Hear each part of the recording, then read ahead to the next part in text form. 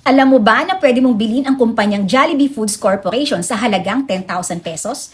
Paano mo ito gagawin? Mag-i-invest ka sa Philippine stock market. Bibili ka ng shares of stock ng Jollibee. Sa halagang 10,000 pesos, pwede kang makabili ng 30 shares of Jollibee. Kasi as of March 4 to 2025, ang market price ng Jollibee ay 252 pesos per share.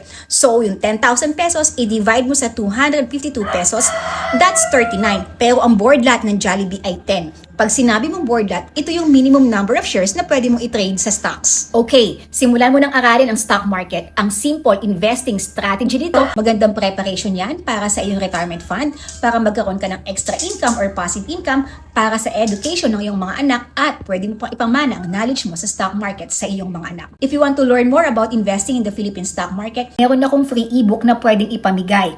Ito ay para sa mga beginners, zero knowledge, or little knowledge sa Philippine stock market. Sa free ebook na to, matututunan mo kung paano magsimulang mag-invest sa Philippine stock market, magkano minimum investment para makapagsimula ka, paano maghanap ng legit stock brokers, at ano ang best method na pwedeng simula ng mga beginners, at kung ano yung best stock na pwede munang simulang bilhin ng mga beginner din sa Philippine stock market. Ilalagay ko ang link ng free ebook dito at sa comment section para ma-download mo ang iyong libreng copy.